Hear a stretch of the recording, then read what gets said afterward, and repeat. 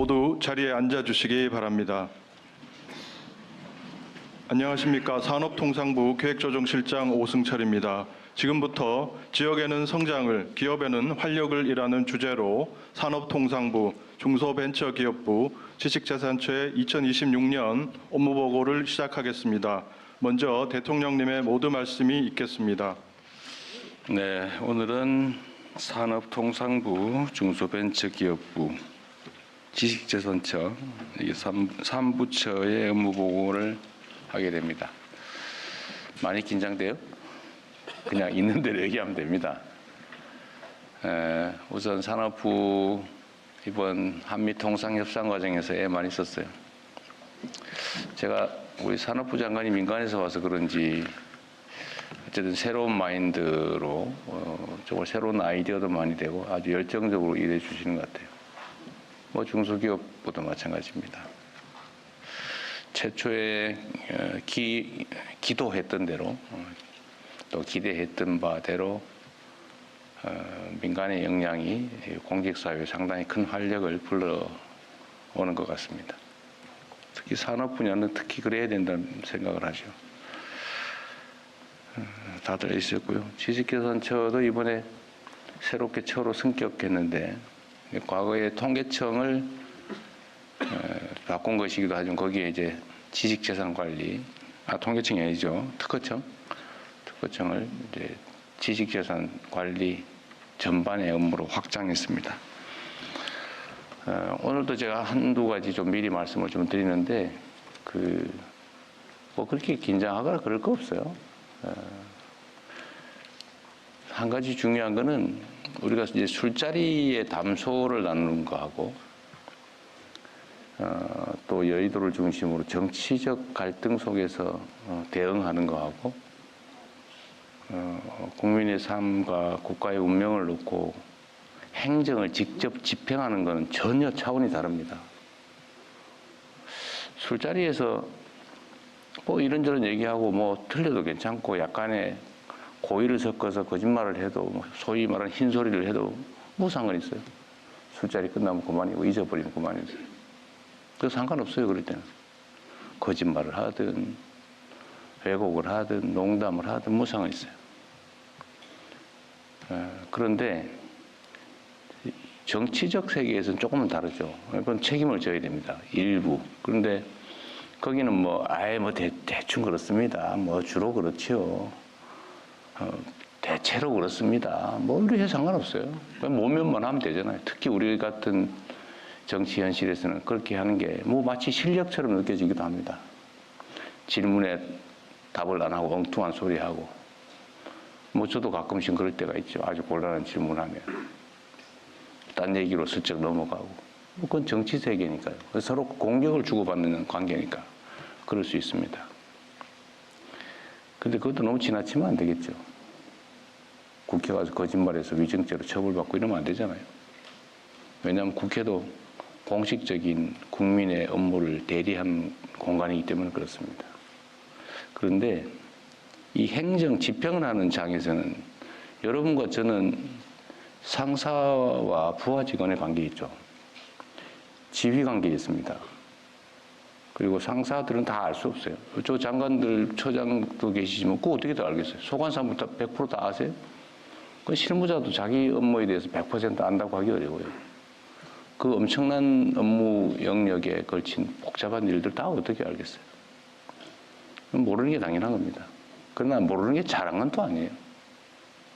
최선을 다해서 알아보고 자기 업무는 최소한 중요한 부분을 파악하고 언제든지 서면 없이도 설명할 수 있을 정도는 돼야죠.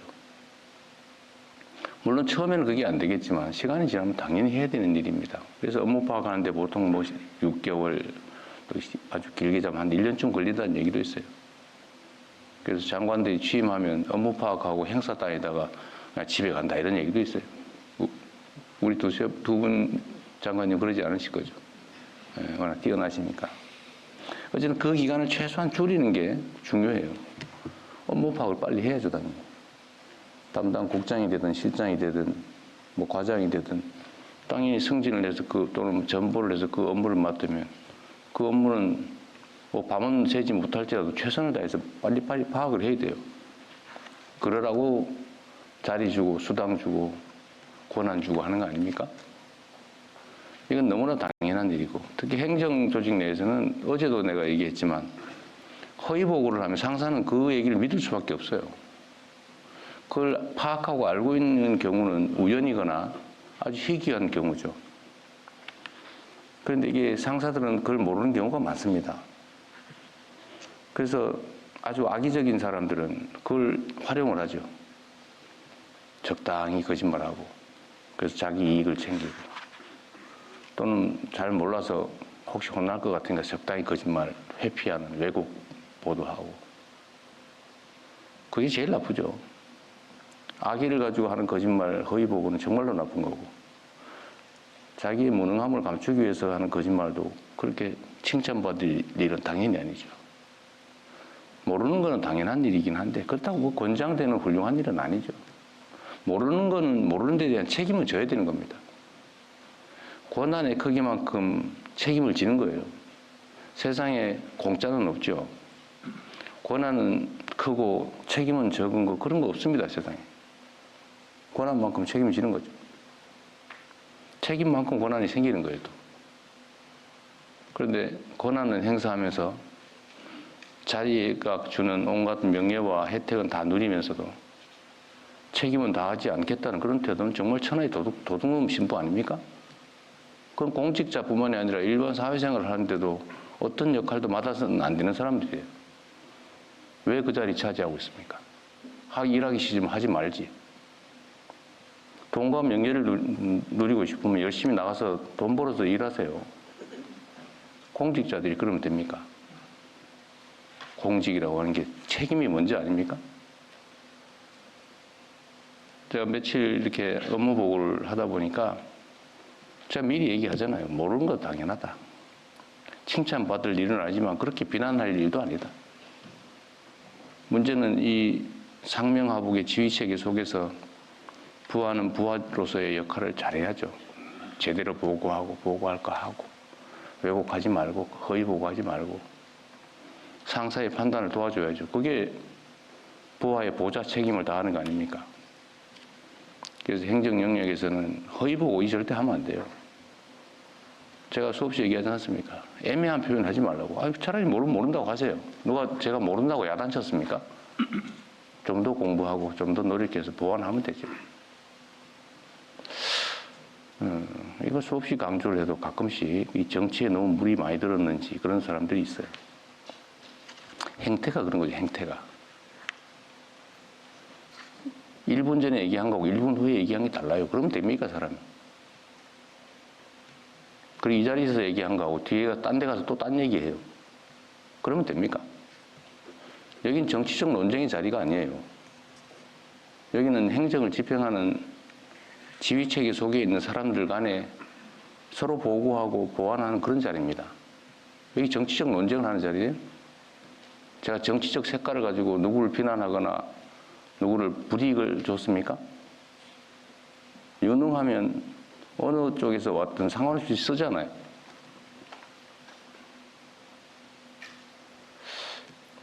어쨌든 이것도 하나의 풍토의 문제죠. 특정 개인의 문제라고 하기는 어렵습니다. 그러나 분명한 것은 행정과 정치는 명확하게 구분된다. 이 자리는 행정을 하는 자리다. 그리고 여기는 지휘하고 명령하고 따르는 행정 영역이다. 정치적 논쟁의 자리가 아닙니다. 왜 그걸 그렇게 악용을 해요? 다시 한번 말씀드리지만 모를 수 있어요. 그리고 이 국민들이 쳐다보시면서 다 알아요. 여러분 참 놀랍지 않습니까? 저는 국민들의 집단지성을 언제나 믿고 있는 사람이고 또 그 믿음 때문에 이 자리까지 왔는데 그 이유가 아주 단순해요. 우리는 두 개의 눈, 두 개의 귀, 하나의 입으로 말하고 듣고 느끼고 그러죠. 그런데 우리 국민들은 1억 개의 눈을 가지고 있고요. 1억 개의 귀를 가지고 있고 입은 무려 5천만 개. 서로 실시간으로 소통하면서 우리가 느끼는 것 이상의 것을 느끼죠. 물론 전문적 지식이야 뭐 개별 인자들이 더 뛰어날 수 있지만 사람을 보고 판단하는 거 있잖아요. 딱 얼굴 보면 그냥 알아요. 표정 보면 느낌이 딱 오죠. 이걸 수천만 명이 느끼면서 서로 교감한다고. 그래서 국민 대중을 무서워해야죠.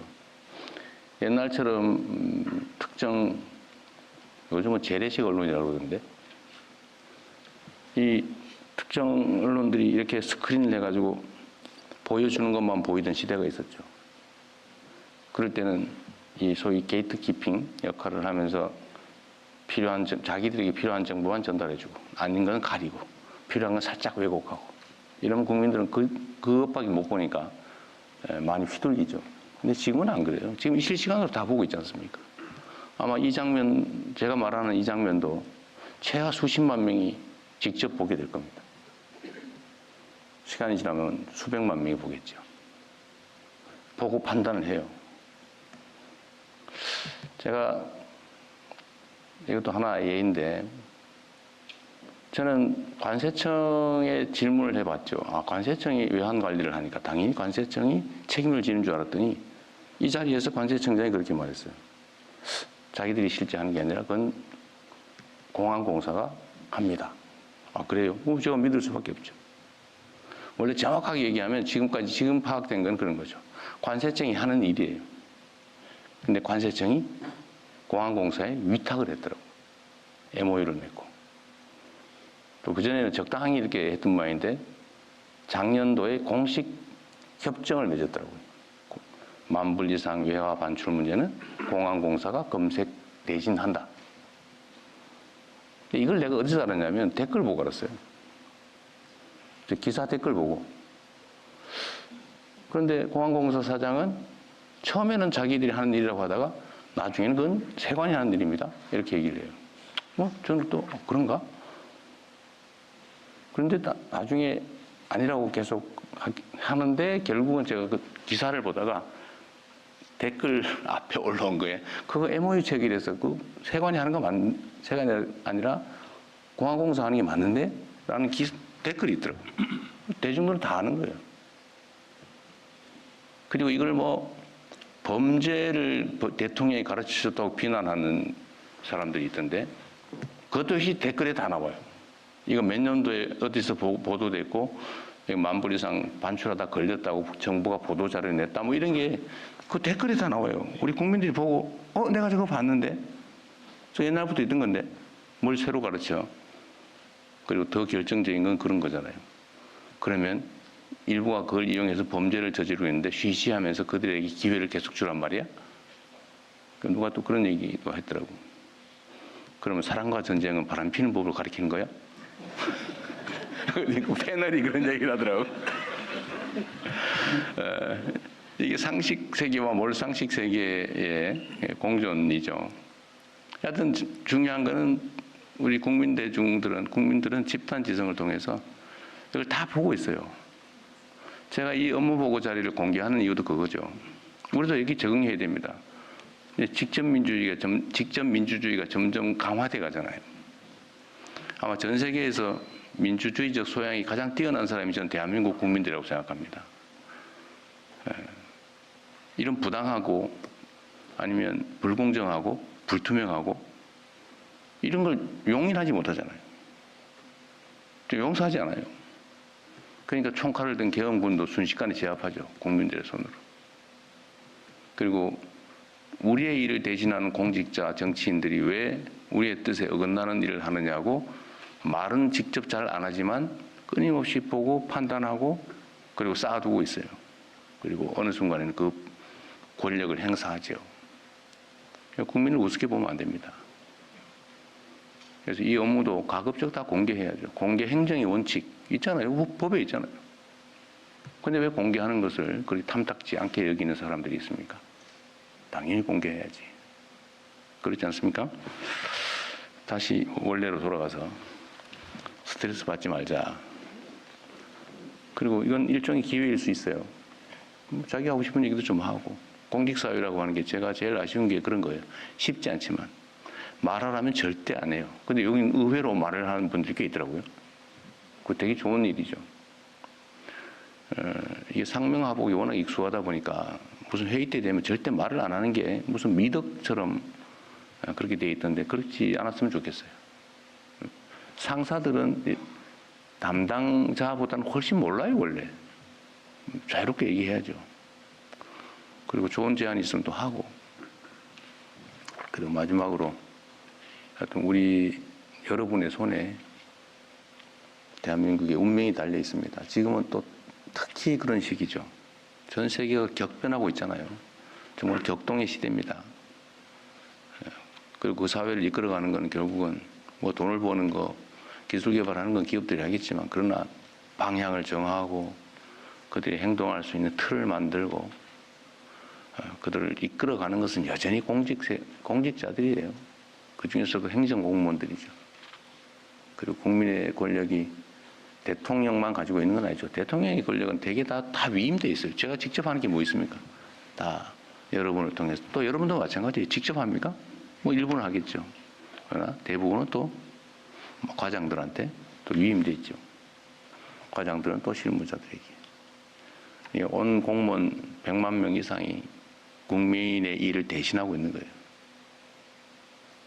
그리고 거기에 국가의 운명이 달려있다. 여러분들이 얼마나 귀한 존재인지를 스스로 자각할 뿐만 아니라 자긍심을 느끼십시오. 여러분은 거의 어떻게 보면 신의 역할을 하는 사람이기도 해요. 여러분이 어떻게 하냐에 따라서 누군가 죽고 누군가 삽니다. 죽을 사람이 살 수가 있죠. 자살자가 15,000명, 산업재해 사망자가 1,000몇백 명, 이거 10%만 줄여도 어쨌든 이런저런 노력들을 통해서 10%만 줄여도 최소한 수천 명이 죽지 않고 살아고 새로운 생명을 얻지 않습니까? 그게 여러분이 하는 일이에요. 여러분 손에. 지금 이 순간에도 누군가 죽어가고 있겠죠. 누군가는 죽을까 고민하고 있겠죠. 그런 문제를 우리가 해결하는 사람들입니다. 그리고 그게 선이나 아니면 그냥 인심 쓰는 게 아니고 의무죠, 의무. 너무 무거운 얘기를 한 것 같은데, 자, 한 2시간 했지만 즐거운 마음으로 한번 해봅시다. 네, 고맙습니다.